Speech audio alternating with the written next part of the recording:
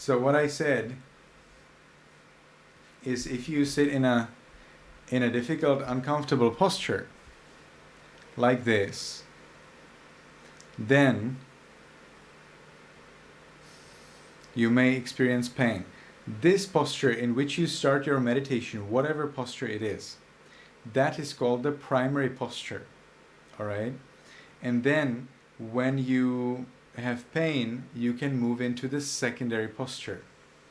So I explained that this is not a secondary posture. Also, this is also not a secondary posture. I also explained that this one is also not a secondary posture. There are only 3 postures that I allow as a secondary posture. So what are they? First, secondary posture is when we keep the legs by the side. That's the so-called mermaid's posture. Okay? Legs by the side. Fine. Then we can keep our legs straight like this. That is considered, how to say that? It's not okay in Myanmar, but it's okay in Sri Lanka. However, you need to keep your feet pointing somewhere else than the camera or than the teacher, alright? Because that would be disrespectful. The third kind of secondary posture that I allow is hugging one knee. That is okay. You cannot hug both knees. That would be a problem. That would be considered disrespectful. But you can hug one knee. Alright? So as you are hugging one knee, that's fine. So there are 3 secondary postures. I will repeat that. First secondary posture that's allowed is mermaid's posture. Second kind is keeping legs straight. Third kind is hugging one's knee. No other posture is allowed for secondary posture. Look at this.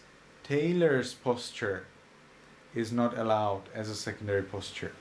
Why do I not allow any other posture as secondary? Well, because it will bring you another pain.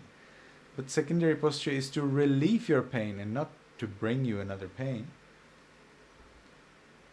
As you are sitting in your secondary posture, be it the mermaid's posture, keeping the legs straight, or hugging one knee, you sit there only as long as you need to relieve your pain. As soon as your pain is relieved, you return to your primary posture, which is the posture in which you started your meditation. You can change into the secondary posture as many times as you want. Just remember that there are only 3 kinds of secondary posture, and you need to use only one of the 3. Every sitting session, you need to decide which will be your primary posture, which will be your secondary posture. This is okay as a primary posture. This is okay as a primary posture. This is okay as a primary posture. This is not okay as a primary posture. So, whatever is your primary posture, it needs to be clear to you what is your primary posture. And also you need to be clear about your secondary posture before you start your sitting. So that if you have pain in your meditation, you know what to do. So you do not worry that you have pain. It doesn't matter, okay, pain, so I change to my secondary posture. What's special? Nothing is special. You just change to your secondary posture. Pain is gone, okay, so you return to your primary posture, which is the posture in which you started the sitting. And you just continue. So there should never be a problem with pain in meditation. Pain is something we don't want in meditation. In our scriptures, there is no mention of pain in legs in meditation. No mention. Seems like nobody ever had that problem. Okay, so I think before we start, I will ask everyone what will be their secondary posture to make sure that everyone understood what I said. So, Jeffrey, can you tell me what will be your secondary posture? Which, hugging one knee. Okay, thank you. Yaza, what will be your secondary posture?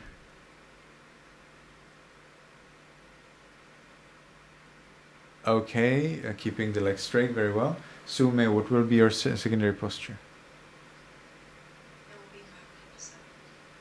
Mermaid's posture. Okay. Yamou, what will be your secondary posture? Okay, very well. Mermaid's posture. Albert?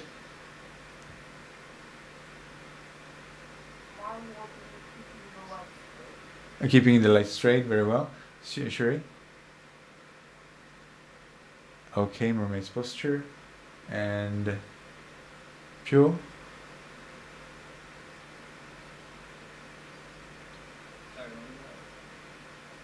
Mermaid's posture? Did you see? Pyo, you just came? Yes, I just got back home. You just came.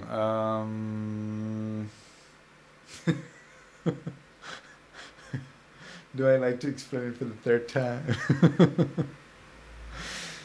So, what can I do?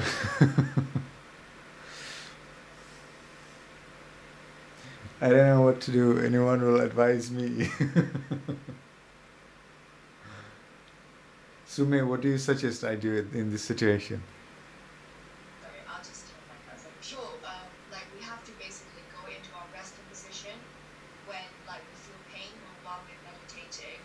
So do you know the mermaid posture where you like point your legs that way? Just use that. It's worth looking at.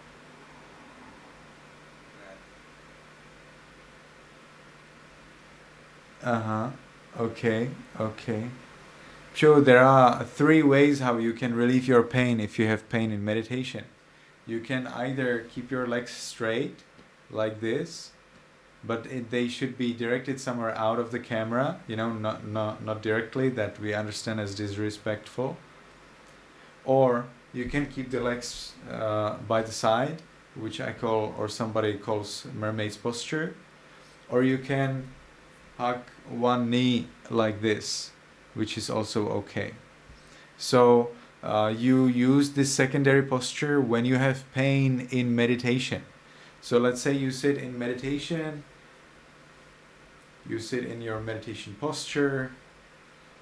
Let's say that it's a very difficult meditation posture, and after some time you experience pain. Then when you have pain, you do not need to worry, you don't need to be scared or you don't have to be, distressed. Instead, you already know, well, when I have pain, I sit in the secondary posture. And you already need to decide what will be your secondary posture before you start meditating. So let's say you decided that it will be the mermaid's posture. Okay, so you slowly, mindfully change your legs into the mermaid's posture, and you stay in that posture for about 3-5 minutes until all of the pain is gone. And when the pain is gone, you need to return back. If you don't return, then it's useless to do this thing. You need to return back as soon as the pain disappears. So you return back into the posture in which you started the meditation session. So for this, you need to have decided the primary meditation posture and the secondary meditation posture already since the beginning of your sitting. And I was asking everyone here, what is the secondary posture they decided for? So sure, tell me, what is the secondary posture you decided for? Mermaid's posture. Okay. So now I think finally we can start our meditation. So let's sit in our primary posture. it's very hot in here, so I will probably turn on a fan and then get back to you as soon as possible.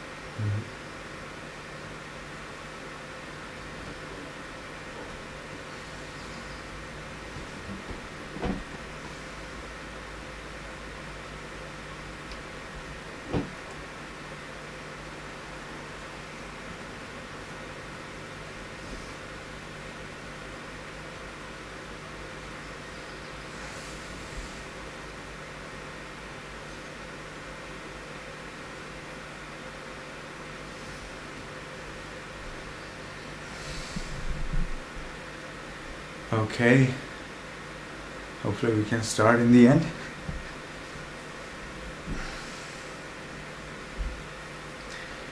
So as we are sitting in a comfortable primary meditation posture, we can erect the back, cast the side down, and we can make the first determination in our minds voicelessly from now on. For 15 minutes, I will meditate on muscles and radiate loving kindness without any movement. From now on, for 15 minutes, I will meditate on muscles and radiate loving kindness without any movement. From now on, for 15 minutes, I will meditate on muscles and radiate loving kindness without any movement. And with that determination, we can gently, lovingly notice the flat piece of flesh at the top of the head. We allow it to be heavy and changing.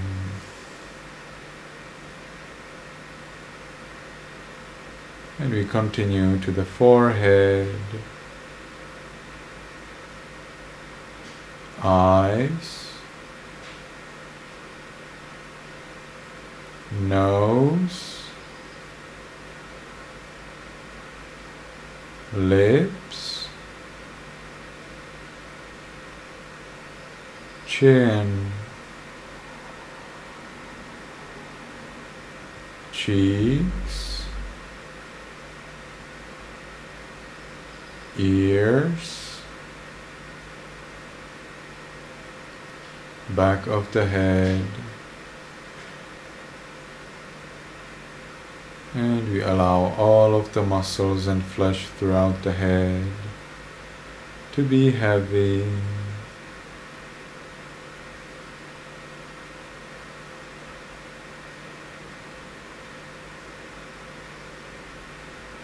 We continue to the neck, shoulders, arms, elbows, forearms, wrists, fingers, tips of fingers, chest, abdomen, back.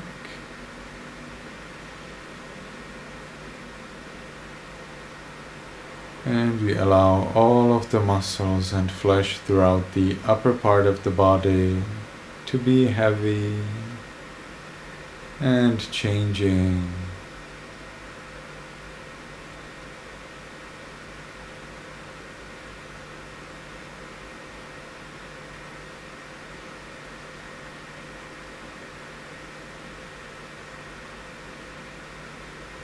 And we continue to the buttocks, thighs, knees, calves, heels, soles, toes, tips of toes, and we allow all of the muscles and flesh throughout the body to be heavy.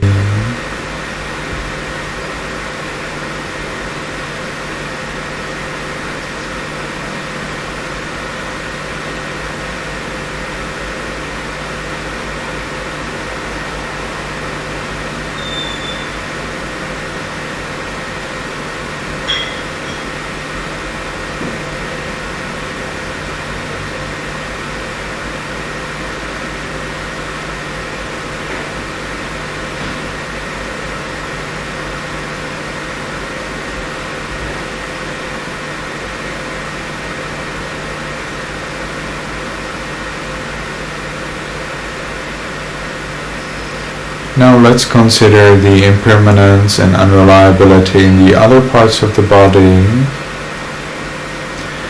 Skin, bones, kidneys, heart,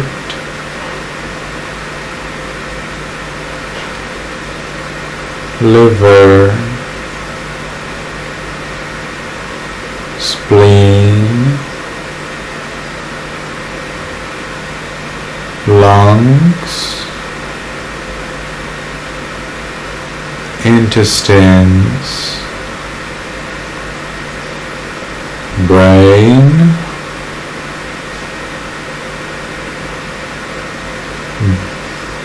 phlegm, blood, sweat, fat,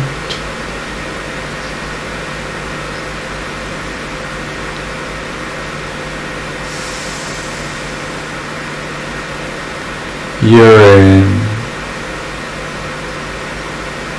We allow all of the muscles and flesh and other parts of the body as well to be impermanent and unreliable.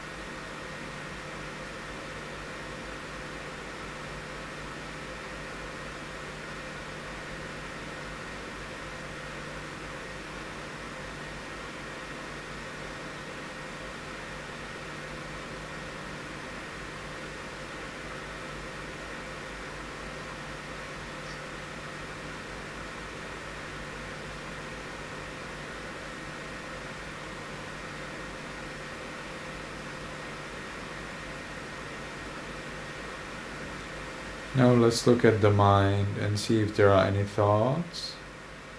If you notice any thoughts in the mind, do not push them away. Instead, be curious about the reason, the condition for arising of that thought. It could be attachment, expectation, worry, views, or anything else. You want to know it and explore it. If you don't see any thought, observe your attitude to not having any thought.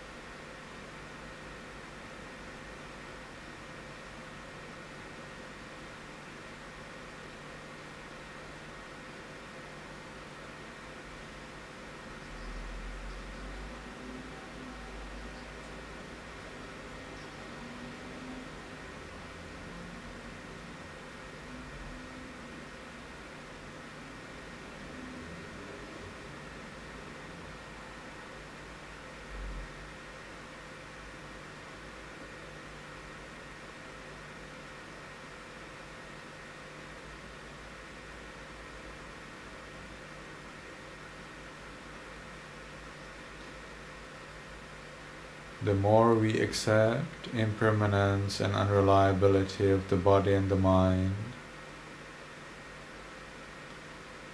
the deeper peace we can achieve. Let's look at the peace we have now. If you do not feel peaceful, compare this experience to someone else who suffers more. Nobody's beating your head with a metal stick. Nobody's insulting you. You're not boiled in a cauldron of boiling water. So you're definitely better off. And we enjoy that peace. Indeed, I'm not boiled in a water with boiling water. In a water that's boiled. Nobody's beating my head. Nobody's beating me with a metal rod, metal stick over my head. It's pretty good. We enjoy that.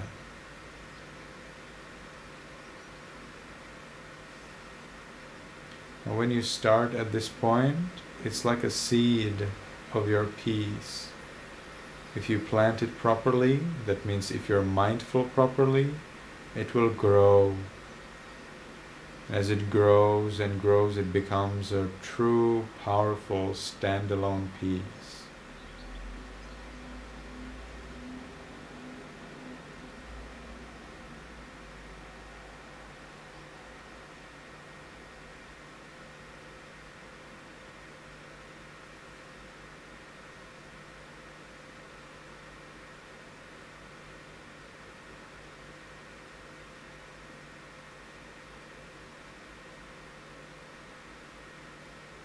I want to remember my peaceful experience.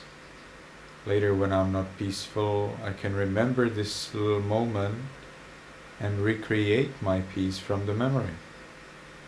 Now is the time to be mindful and to remember exactly what's going on.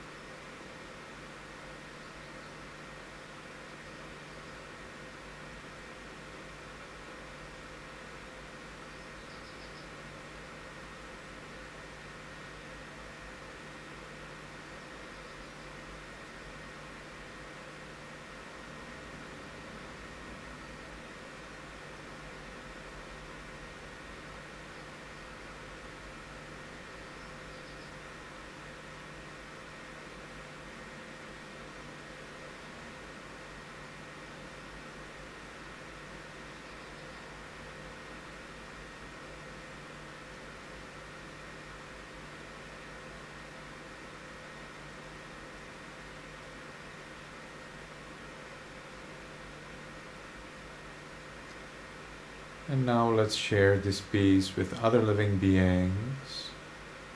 In our minds, voicelessly, we can allow, we won't force, we won't expect, we just allow.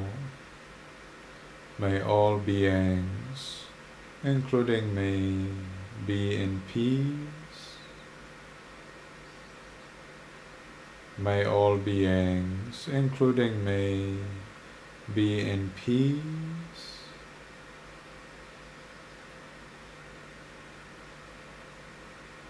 May all beings, including me, be in peace.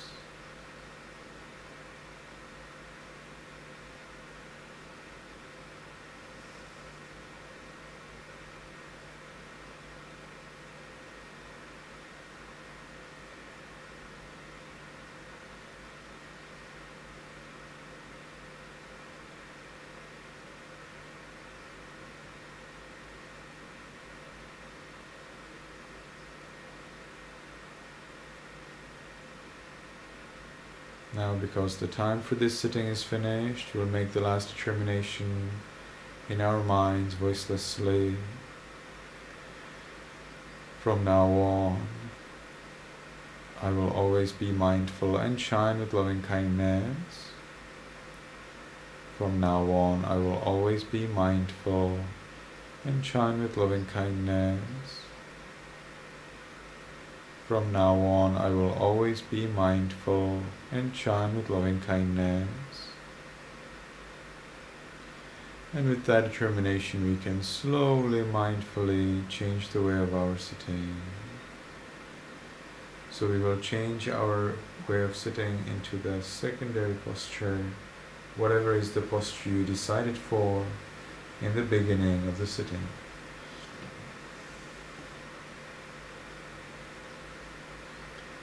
And we can enjoy one more minute of peace that we engage in, that we achieved in meditation.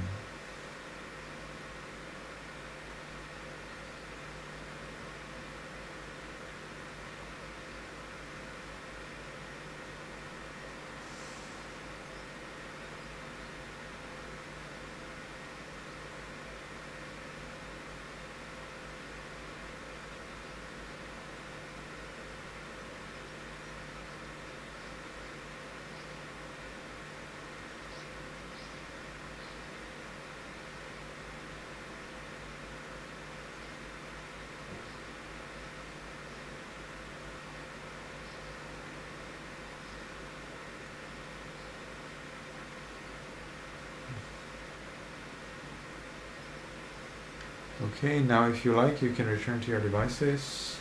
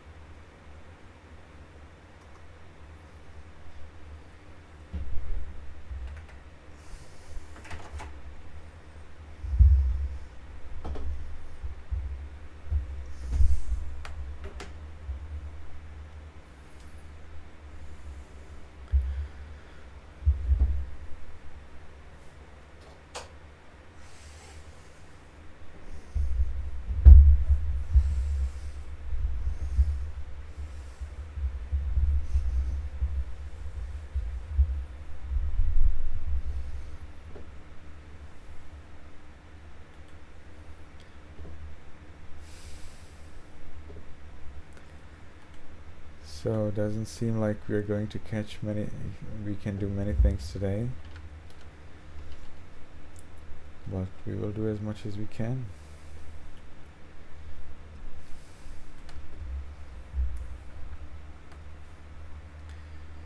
So let's look at our recitation. Please everybody unmute yourself and let's start right away.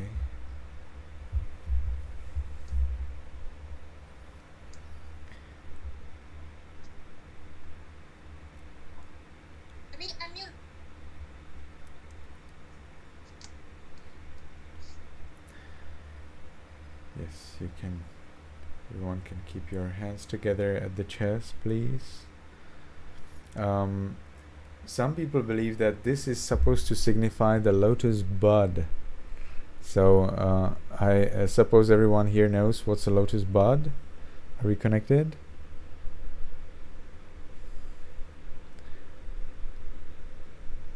Are we connected? Can you hear me, everyone?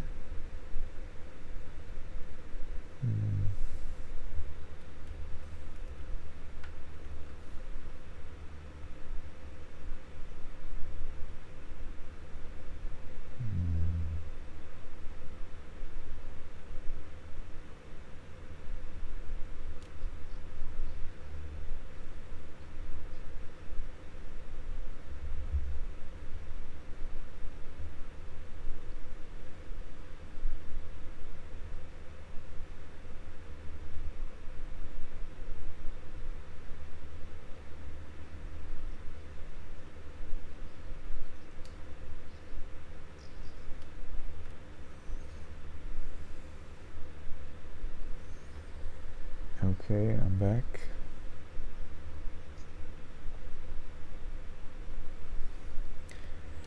Alright, so let's start. Some people believe that this actually signifies lotus bud. So hopefully everyone knows what's that. Lotus flower, but not flowering yet. You know, it's still closed up. So that's lotus bud. And some believe that it's like you are going to offer this lotus bud to the Buddha, to his teachings, to the community of monks. So you may like to keep your lotus bud looking like a lotus bud. And we can start. Yamahang vadami tang vadetha.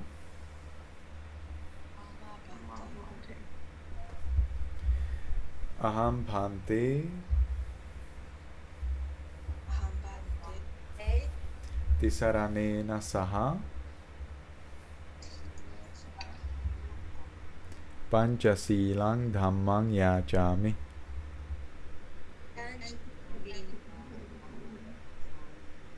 Anuggaham katvā sīlaṃ deta me bhante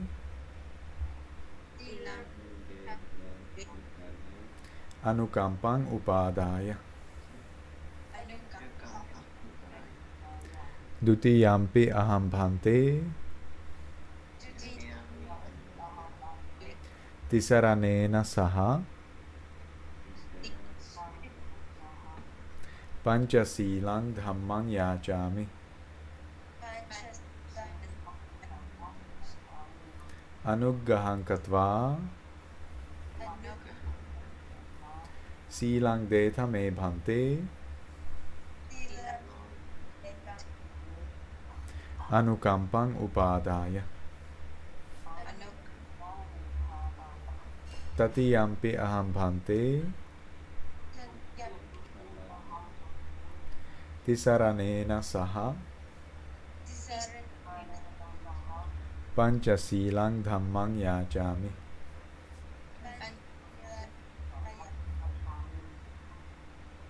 Anuggaham katvā sīlaṃ deta me bhante anukampaṃ upādāya. Namo tassa bhagavato arahato samma sambuddhassa.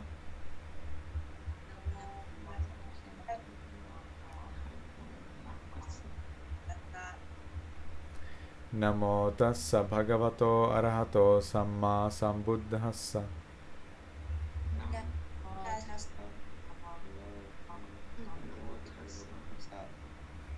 Namo tassa bhagavato arahato samma sambuddhassa.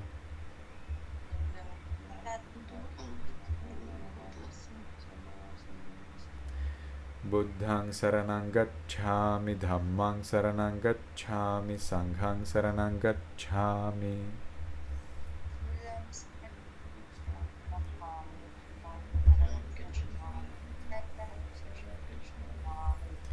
Dutiyampi buddhaṃ saranang gacchāmi, dutiyampi dhammaṃ saranang gacchāmi, dutiyampi sanghaṃ saranang gacchāmi.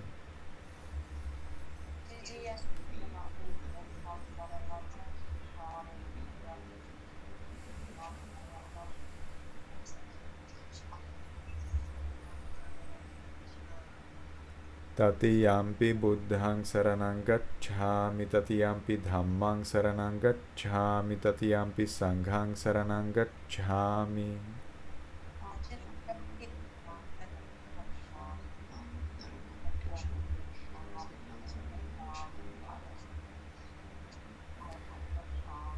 Saranagamanang paripunnaṃ.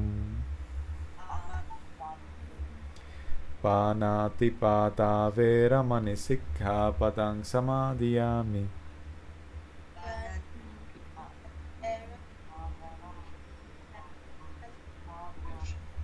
Adinnādāna veramani sikkhapadang samadhiyami.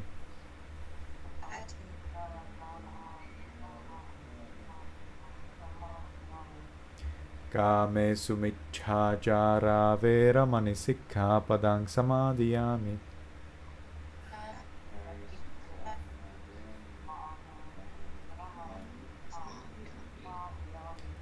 Musāvādā veramani sikkhapadang samadhiyami.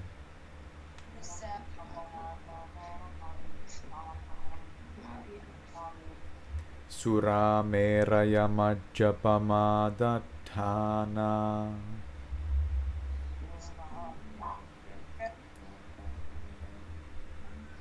Veramani sikkhapadang samadhiyami.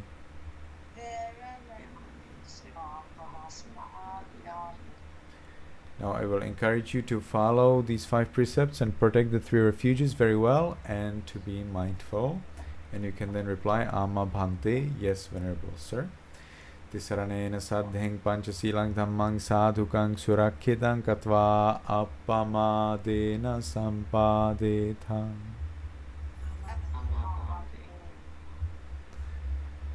May you be happy, may you be healthy, and may you soon attain the eternal bliss of Nibbana. Very well.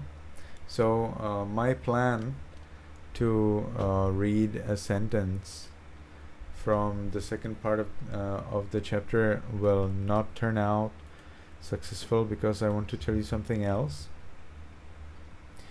and I have last 2 minutes for that. So what is it is that I want to introduce you to our special Facebook drawing group. It is a group in Facebook where every week there will be a story from the Buddha's previous lives, and you would read that story and just draw something. You can draw it by pencil, you can paint, you can draw it on a paper, draw it on a computer, whatever drawing you want, and you share it with us in the comments for the post. So I will share with you the link to the group. Oops. And in that group, okay, I will show you how the group now looks like.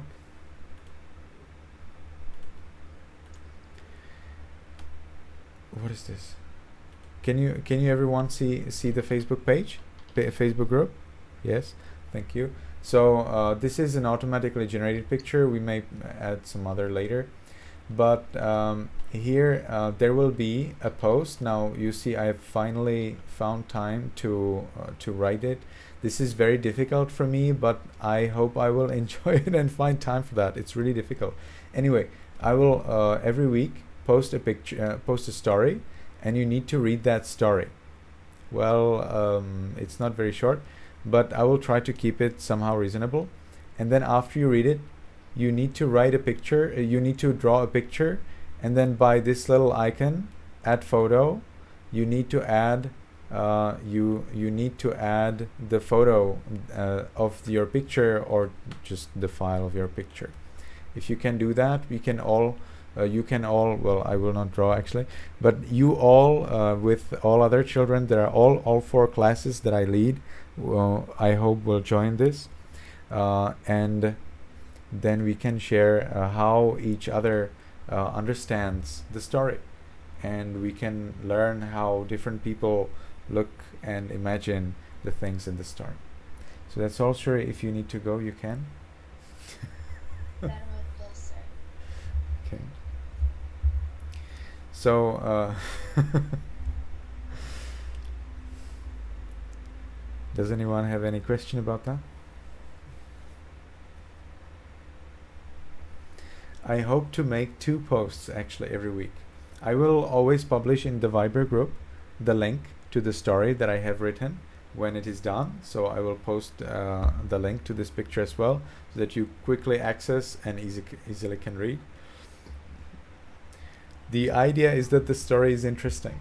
So you out of yourself will be interested and curious to know what is the story. And you yourself, if you like drawing, would like to get new inspiration for your next drawing.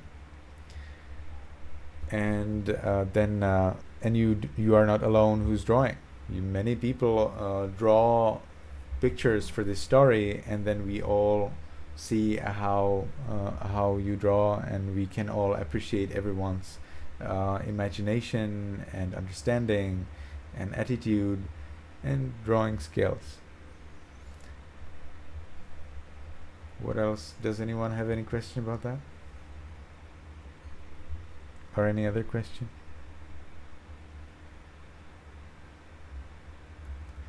Doesn't need to be a big painting or a big drawing. I expect that different people will share different things, small things, big things, and you have 1 week for that drawing, because next week there is another story, and then another week there is another story, and like that. Some people like to draw anyway. For example, doodles. I love doodles so much. I don't know how to draw them, but I love to watch them. I love to see them. So if you happen to draw a doodle and you like your doodle, share it with us, and there will be another post which will be for random drawing. Whatever you draw, you can actually share it with us in that second post. Every week there will be 2 posts, one with a story, one without a story. And if you draw something related to the story, you share it in the post with the story. And if you draw something that's not related to the story, like Albert has made a lot of drawings, beautiful drawings or pictures, then you can take a photo of that if it's on a paper, like Albert has it, or if you draw it on a computer, on your iPad, on your phone, no problem at all. You can share it in the second post for the pictures that are not related to the story. Okay, anyone has any question? For the 3rd time I'm asking you. Everything seems to be clear. Well, I will post for you the links to both the posts in our group, in our Viber group. So hopefully you have access to it, and you will easily see that the posts are ready. Access them and share with us your picture. The more people will join, the better. The more interesting it will be, right? And that's all. Hopefully you can find time to read chapter 13, and like chapter 12 in the book Teenage Brain was long, chapter 13 is also very long. Let's read just half of it. It has in my version it has 14 pages, And I think if we read just half, which in my case would be 7 pages, it is more than enough. Okay, so that you can easily concentrate, you take time to write your notes, and everyone can do it. And then the other week we would be reading the other 7 pages. So it's not too much of load.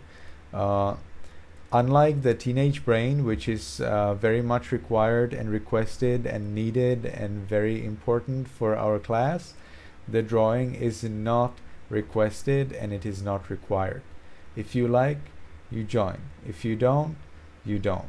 It is entirely dependent on your enthusiasm, on your wish. All right?